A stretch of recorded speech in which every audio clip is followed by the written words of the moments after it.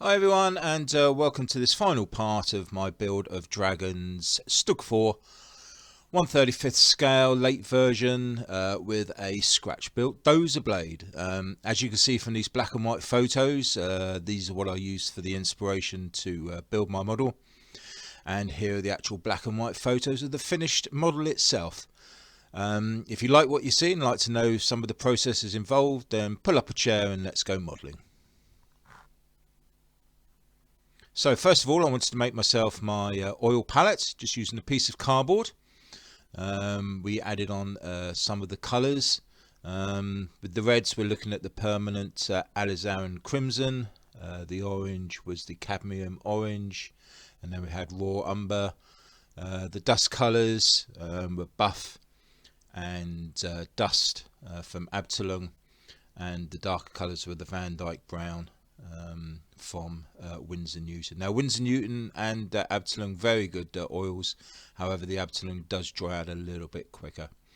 What I'll also be using is some thinner, along with some brushes. Here I'll be using round twos.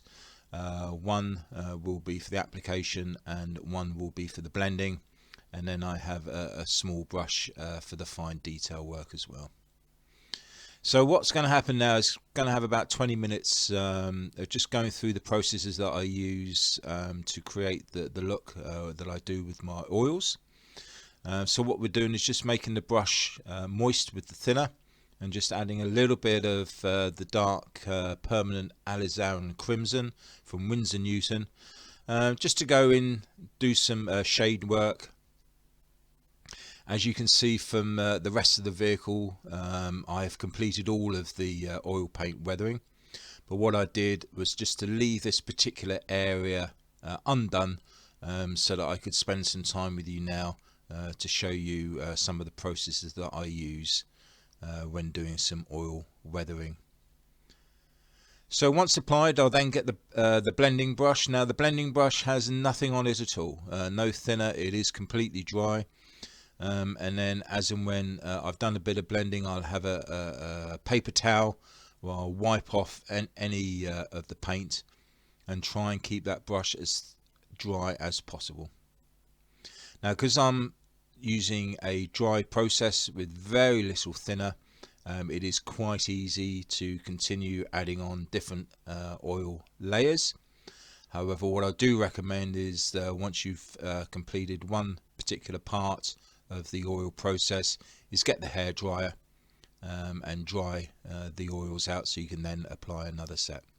So here now I'm using the cadmium orange hue, again from Winsor Newton, and what I wanted to do is just to add sort of three types of shading. Obviously we've talked about the darker, this is a slightly lighter one. Don't go too heavy with the orange. What we don't want to do is to actually create any rust on this vehicle, but it would be nice to know that it may be just bubbling under the surface, and this is a good colour to use for that particular process. So as you can see, I'm dabbing it on with a neat application, and then again with the blender on the horizontal planes I'd use a dabbing motion, but as this is predominantly a vertical plane, I'm sort of doing a downward motion, so effectively creating sort of rain marks, streaking, that sort of thing.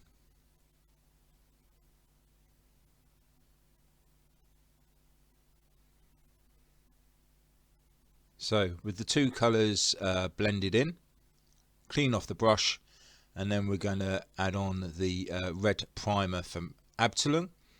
Now predominantly this build is a red primer tank because it has just come out of the factory, so we'll be using the majority of the oil paint on the large surface area here,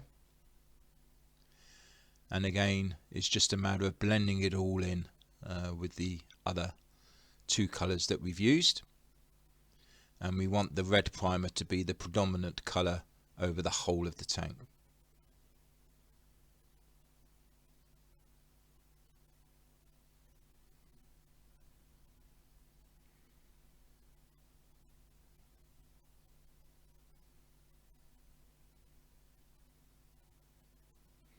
And there we have it, all dried out with the hairdryer. And now what that will enable us to do is to move on to the next layer. And what we're going to do now is to add some earth tones. As you can imagine, some of the earth has been kicked up from the tyres. Also, this is where the 2 spare wheels are kept, so there may be some dirt that's come from there as well. So we're using earth from the Abteilung range. We don't want to overdo this, so it's just a matter of just adding a small amount along the bottom of the wheel holder. I will also point out that this is purely being done for the video. If I was doing this on my own, I'd be going into a lot more detail and depth. But because this is all going to get covered up with the 2 spare wheels anyway, it's an ideal opportunity for me to show you the processes involved and the thought behind the layering process, contrast, and basically creating realism on your models.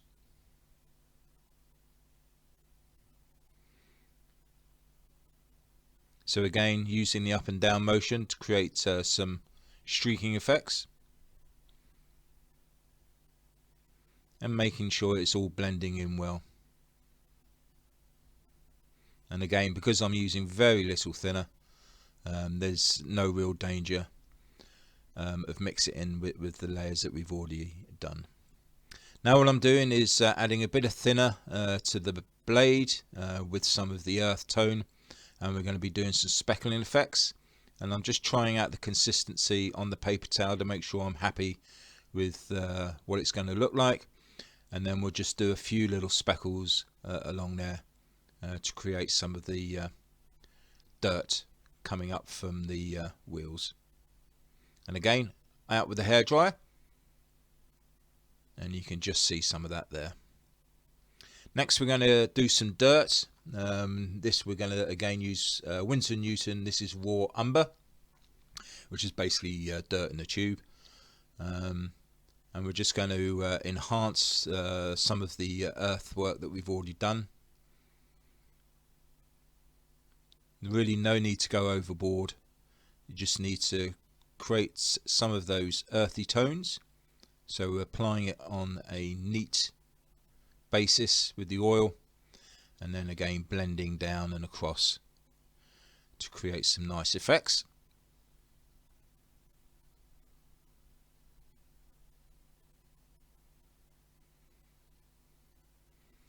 Now this is the sort of time when your research material will come in very handy to show you where all the different areas of grease and grime accumulate. And there we go, some more streaking coming down the back.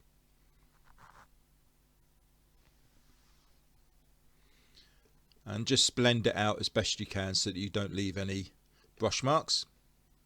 And as you can see, I'm wearing my gloves as well because we don't want to be putting any fingerprints on the model when moving it.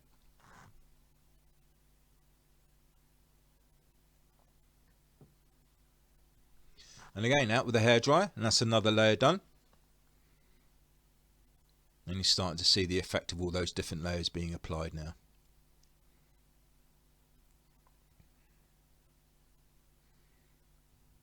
Again, more splatter marks.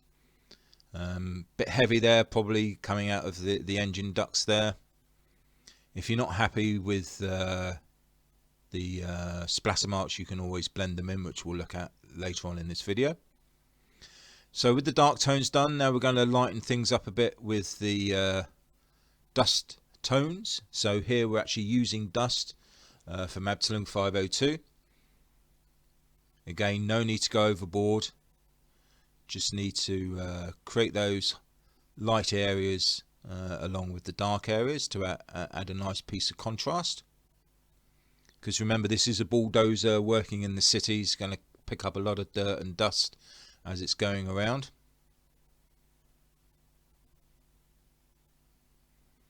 If you remember when we were doing the lower hull, we were using red pigments there for the representing the brick dust.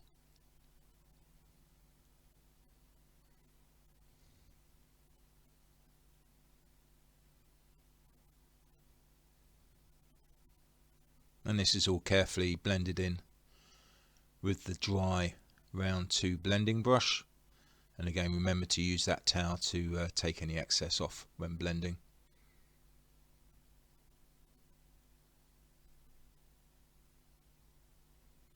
So we can enhance those streaks that we did earlier with the dark, now with the light. And again, blend out with the brush.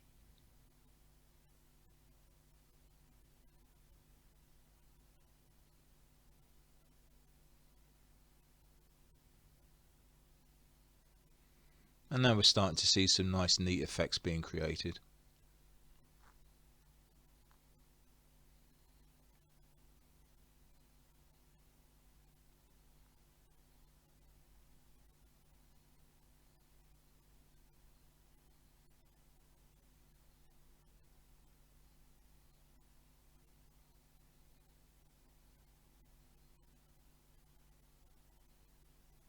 So out with the hairdryer again, and there we have the effect of the first layer of dust. And now we're going to use a slightly darker dust tone, which is the buff from Absalom. And here we're just going to do random spots on the vertical planes, just purely to add a bit of interest and contrast.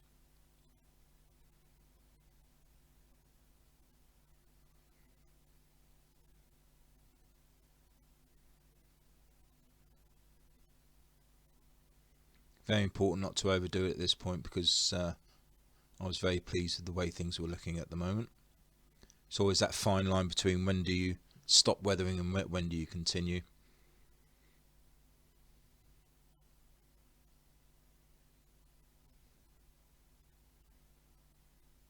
And also remember, in between both of the layers of dust that we've done, I have added a layer of speckling as well.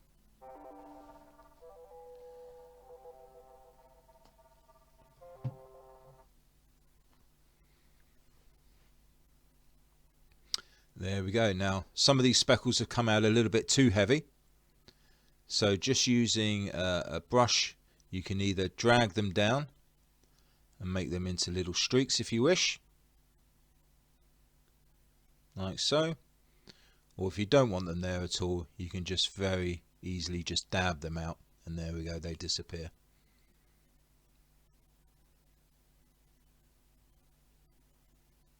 So finally, we're going to use the small brush for the fine detailing. We're going to use Absalom Sepia, which is like a very dark black brown. And this purely will be to do the fine lines where the dirt accumulates in the recesses. So there's a very thin bar that goes along the front here, which I'm now doing. And also I'll do it around the side handles and on top where the rivets are. As you can see there were the rivets, and these were the side handles as well.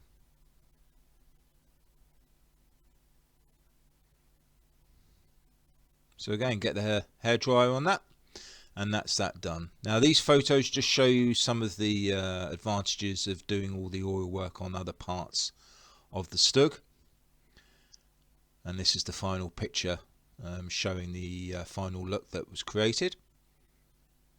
So hopefully that part of the video has been of some use to you, and you can try out the oil work. But in the meantime, we're now going to move on to the back end. Now the actual bars that are going to hold in all the stowage were battered to hell while I was doing all the work on the lower hull and all the oil work. So they're going to need to be sorted out. I've glued them back as best I can, but it certainly doesn't look very good. So what I'm going to do is make some sheets, which we'll look at in a moment. But this is the crap in the back. This is that sheet that I was going to cover the whole lot with originally, but I've decided to fold that all up. These are some of the shovels that I found in my spares box.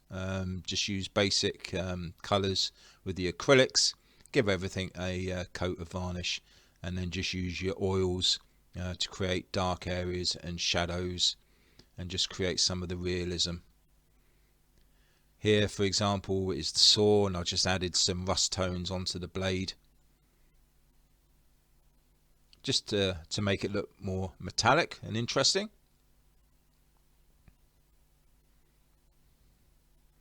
This is a little PE first aid box that I found in the spares drawer. That was all painted up with German green. Also made my own tow cable and a couple of hooks, should I say towing eyes from the spares drawers, and just used metallic paints and some rust tones on there as well. This is one of the resin boxes that were left over from the T34 build. Used antique gold on the hinges there, and just used the basic acrylic work that I do for all my woodwork. If you have a look in my how to do tutorials on my page, you'll see how that's all done. I thought it was quite neat to have an old Panther wheel dug up. Didn't do too much detailing on this because that will be at the bottom, but pleased with how that turned out. Also got some leftover track links. That was all done in rust tones, and then I stuck the bucket in because, as you well know, all German vehicles had buckets, and that was filled up with rubble. So that was a little bit of fun. And then we had some items for mini art. This was the old bath bowl, tub, whatever you want to call it. That was rusted up, and all the old crockery is going to go into there. And then we had, again for mini art, the milk churn. That was give a couple of coats of white acrylic chipped using hairspray, and then obviously with the oils. Again for mini art, it's a little tool box where all the little tools were going to go into, and use the same wood acrylic work on that. And then finally we had a couple of German helmets. This one I did in winter camo with a bit of hairspray technique again, and added in the oils.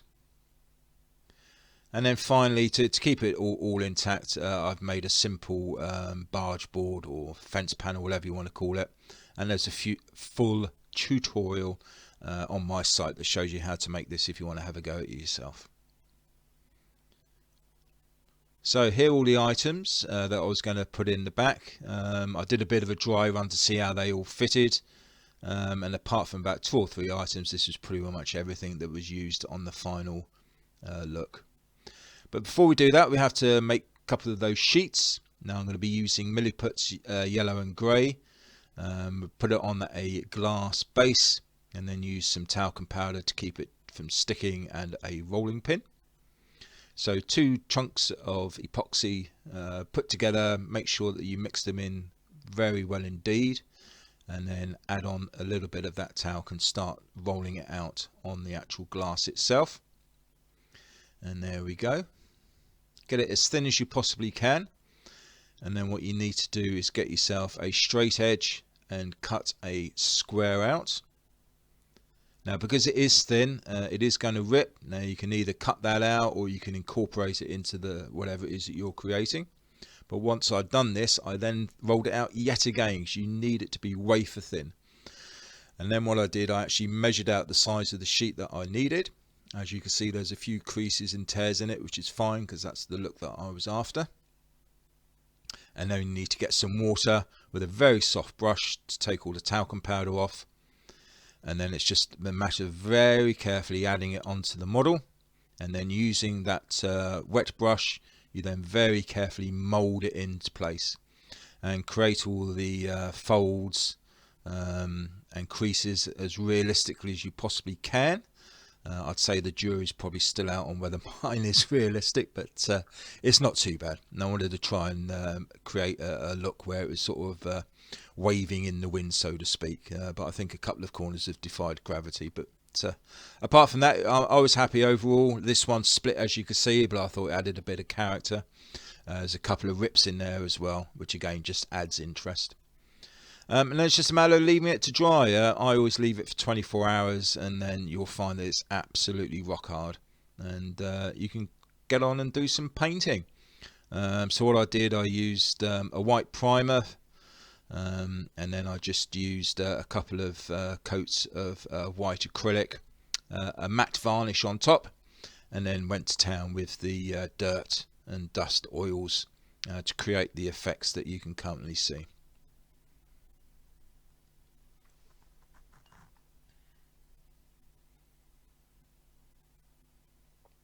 So all in all, very pleased with how that all turned out. And once that was all dry, it was a matter of putting the crap in the back. And what I wanted to do is to add some dirt and rubble using these particular materials. I did a 50-50 mix of PVA glue and water, and this is ideal for attaching the scatter and the bricks to the bodywork. So I put the main parts of the crap in the back in first, glued those in with CA glue, and then put the scatter around and just added on the mixture of PVA glue and left that to dry for a day. And just put it in the most realistic places. As you can see, some coming out the back of the barge board there, and to add a little bit of interest I put a little brick right in the corner, as you can see there, for somebody to see when they're looking at the model.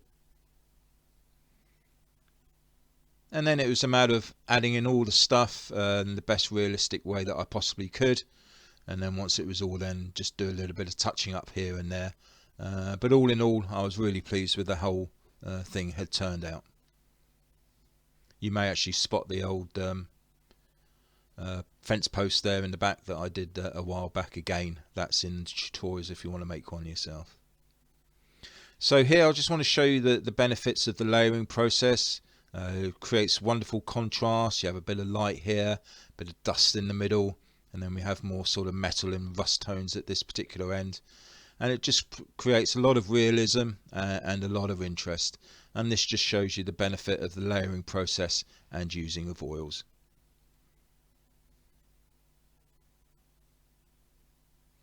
Here I added some dust pigments to break up the blandness of the rust on the sheets of metal, and also I've done it on the other sloping sides as well. The actual dust effects on the horizontal planes were done with the oils, so the using pigment dust on the vertical just adds that extra bit of contrast. And here we've got more of the scatter going around. As you can see, it's been hard working in the rubble streets in Germany, clearing everything away from all the bomb damage from the Allied bombing. And I was really pleased with how that was looking and how that's come out.